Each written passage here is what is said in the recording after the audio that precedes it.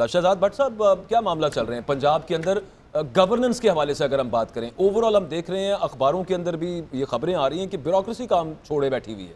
वो pendulum strike है, वो देख रहे हैं मामला किधर को जाता है, उसके बाद सब कुछ स्टार्ट करेंगे। उसकी वजह से रमज़ान बाजारों का जो मामला है, उसमें जो सब्सिडी वगैरह है और जो उसका सेटअप वगैरह है, वो भी लेट हुआ पड़ा और बिल्कुल रमज़ान सर पे आया हुआ है। हमारे यहाँ पे तो मामला ये होता है कि रमज़ान आता है तो साथ ही फ्लीसिंग शुरू हो जाती है, यहाँ पर तो ओवर प्राइसिंग शुरू हो जाती है।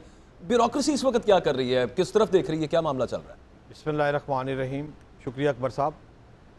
ब्यूरोक्रेसी और पंजाब के हवाले से गुफ्तगू करने से कबल मैं आपको थोड़ा सा पीछे लेके जाना चाहूँगा। कल हमारी आपसे जो बात हो रही थी ब्रेकफास्ट पर और ब्रंच के ऊपर, ब्रेकफास्ट में मिठाई भी खाई गई थी, फिर आपने कल देखा 4 बजे के दौरान MQM ने वो बात कर दी और वो मिठाई की समझ आ गई हमें बाद अज़ा कि वो कहानी क्या थी। उसी सिलसिले की जो आपको F10 वाले घर की बात मैंने कही थी ना, वो 4 कनाल वाला जो घर है, तो आज भी उस स्टोरी का मैं फॉलो अप आपको दे रहा हूँ। फॉलो अप उसका ये है कि शहबाज शरीफ साहब से और PDM के 2-3 बड़े रहनुमाओं से जो गुफ्तगू आसिफ जरदारी साहब की हो रही है, अच्छा याद रहे फजल रहमान साहब इसमें माइनस है, उनसे अभी तक ये बात नहीं हुई, लेकिन जिनसे बात हुई है वो बात ये है कि जुल्फ़कार अली भुट्टो वज़ीर ख़ारजा के तौर पर बहुत मशहूर थे। आसिफ अली जरदारी साहब हर जगह पर आप एक स्टाइल लेकर आए हैं। वो अपनी गुफ्तगू में सब बंदों को कन्विंस करने की कोशिश कर रहे हैं कि ताशकंद का मुआहदा ले लें। अक़वाम मुत्तहिदा में वो कागज फाड़ने वाली फुटेज आप बार बार टीवी पे चलाते हैं। भुट्टो ने इफ्तिताह किया, भुट्टो ने आगाज किया, वजीर खारजा किसी से बिलावल साहब को बार बार मुखातब करके कह रहे हैं कि वजीर खारजा नहायत अहम सीट है और वजीर खारजा की तरफ देखो। अब इसमें खबर क्या है, काजी साहब निकाल कर कल आपको दे देंगे, लेकिन उस F8 वाले घर में कल से लेकर आज तक वजीर खारजा अगले सेटअप में वजारतें बट रही हैं, उसमें बिलावल भुट्टो जरदारी साहब जो हैं वो वजीर खारजा के तौर पर हमें उस रोल के अंदर नजर आ सकते हैं। पंजाब की मामला थोड़े से बैठ साहब मुझे बताइएगा, मैं आपसे पूछ रहा था उस पर क्या मामला, अभी सूरत हाल क्या चल रही, लोग बड़े परेशान हैं यहाँ पे। ये बिजली का जिक्र कर रहे थे मलिक साहब, मतलब बेसिक सा मामला है, उसमें सिर्फ एक बहुत बड़ी रीज़न उसके अंदर वो ठीक है, जो शॉर्टफॉल है वो और डिमांड क्या है, सप्लाई क्या है, वो गैप अपनी जगह पे है, लेकिन बहुत सारी चीज़ें सिर्फ मिसमैनेज होने की वजह से हम रोले पड़े हैं यहाँ पे। जी, उसका जवाब ये है कि बिजली की लोड शेडिंग तो अरूज पर रमज़ान से पहले ही आ गई है। आप देखें कि रमज़ान सर पे है और इस वक्त बाज़ाब्ता CM पंजाब, अगर नाम ना लिया जाए उनका, जो किया करते थे, जो छापे मारा करते थे, जो अब प्राइम मिनिस्टर बनने के उम्मीदवार हैं, तो वो शहबाज शरीफ की कारकर्दगी देख लें और शुमारियात के अगर आप फ्रेमवर्क लीगल आप निकाल लें, डॉक्यूमेंट्स, फैक्ट्स एंड फिगर निकाल लें, तो कल उस्मान बुज़दार साहब ने एक प्रेस रिलीज टाइप वीडियो जारी की है जिसमें उन्होंने बताया कि तारीख का सबसे बड़ा वज़ीर आला पंजाब उस्मान बुज़दार है और उसकी जो कारकर्दगी है वो तारीख में लिखी जाएगी। ये तमाम लोगों को ये चीज़ें भिजवाई गई हम जैसे खाकसार जर्नलिस्टों को। सवाल ये है कि आप रियलिटी पर आए ना। पहले रियलिटी ये है कि रमज़ान सर पर है, कोई रमज़ान बाज़ार का सिस्टम नहीं है, कोई मसला नहीं है। लाहौर के वज़ीर हैं एक असलम इकबाल समनाबाद के, वो पहले निगरान हुआ करते थे, अब वो भी ना इस वक्त PTI में है ना मुस्लिम लीग नून में है। इस वक्त 2 वज़रा हैं, मियाँ महमूद रशीद, मुराद रास, और गुज़िश्ता रात तमाम सामान जो है CM हाउस से उठाकर वज़ीर आला पंजाब वो इस काम में मसरूफ हैं और अवाम लावारिस है। और चंद जो सूबाई वज़रा है वो आए, चंद सरकारी अफसर रात को आए। ये मीटिंग रात CM हाउस में लेट नाइट तक जारी रही है और वहां बैठे वो कहते हैं ना कर्टसी कॉल, आनियां ते जानियां, बस वही होता रहा। और बाज़ाब्ता के मीटिंग होती चीफ सेक्रेटरी के साथ, रमज़ान को कैसे करना है, लोड शेडिंग क्या है, महंगाई क्या है, पंजाब के लॉ एंड ऑर्डर का मसला जो है उसको करना है। वो कोई नहीं, अपना अपना सामान चुको, अल्लाह। बिल्कुल सही। भट्ट साहब, बेवकूफ़ी हो गई है उनसे, ये बड़ा हार्श वर्ड है, चलें, रॉन्ग कैलकुलेशन हो गई है उनसे, परवेज़ इलाही साहब से, या फिर अभी भी मामला तो उनके हाथ में है? हजूर, जो मलिक साहब फरमा रहे हैं, मैं इनकी बात को सेकंड करता हूँ, दुरुस्त फरमा रहे हैं। 371 का पंजाब का ऐवान, 186 अफराद CM पंजाब, सीधा सीधा फार्मूला है ना।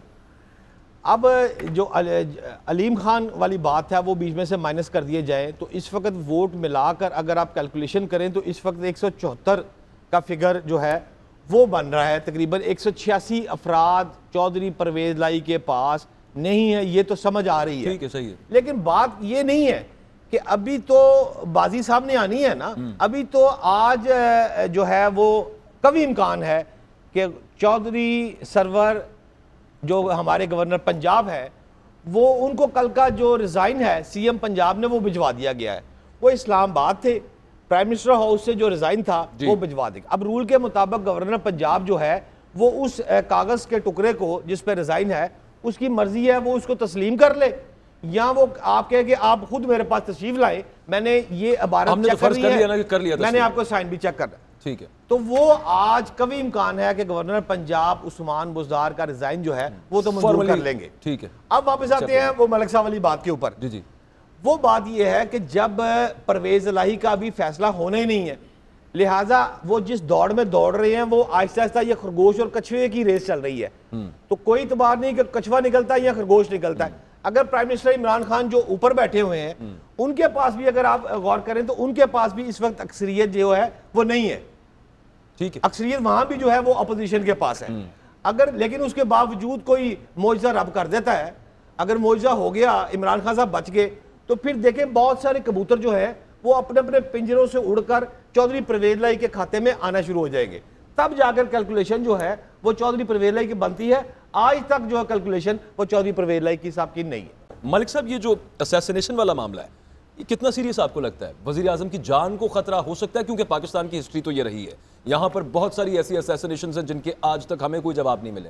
वो किसने किया था, क्या हुआ, और उस पर कॉन्स्पिरेसी थ्योरीज हैं कि पीछे अमेरिका होता है। ऑन दी लाइटर साइड मैं समझता हूँ वज़ीर आज़म की जान से मुराद यहाँ उनकी हुकूमत है, उसको ख़तरा हुआ है तो साथ ही लेटर आ गया। मैं कहानी को यूं का शुरू करता हूँ 7 मार्च से।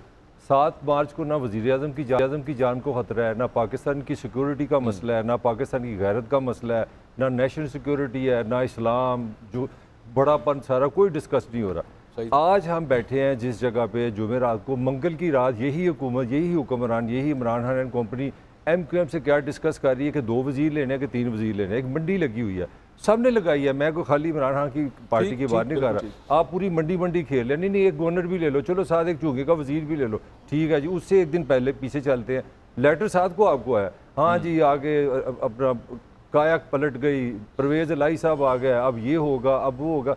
और यार परसों रात सुबह अजान तक तो आप ये नेगोशिएशन कर रहे हो कि MQM ने गवर्नर लेना है, साथ 2 वज़ीर लेने हैं, 2 साथ अपनी एंड के लेनी है, 2 साथ जुराबें लेनी है, क्या करना है। तो एकदम जूं आप देखते जाएं अदम एतमाद जो नज़र आ रही है चीज़ जो सामने, जूं नंबर बढ़ते जा रहे हैं, तो नेशनल सिक्योरिटी का भी इशू बढ़ता जा रहा है, लेटर भी आ जाता है, और इतना नीला पीला पाकिस्तान हो गया कि 24 घंटे में सारा हमें गैरत ही गैरत हो गई है कि हम तो किसी के नीचे नहीं लग सकते। और यही साहब जब अमेरिका में जाते हैं तो आप इनकी तकरीरें निकालें, वहाँ जाके हॉलों में तकरीरें करते हैं और अपना जो रिलेशनशिप इस्टेब्लिश करते हैं अमेरिकन प्रेसिडेंट से, वो तारीखी कहते हैं कि वो तो मेरी तो से केमिस्ट्री वो रिपब्लिकन्स थे, उनके साथ बेहतर था, उनसे तो केमिस्ट्री मिल गई थी ना। वहाँ तो बड़ी वो मेरा हाल वो इस्लाम कबूल करने लगा था 1 घंटे के बाद, इतना इंप्रेस हो गया था। उसकी बीवी के साथ तस्वीरें उतर रही हैं, और आके स्पेशली वो तो कोरोना के दिन थे, ये ऑन रिकॉर्ड है खान साहब के मैं वर्ल्ड कप से बड़ी कामयाबी करके आया हूँ।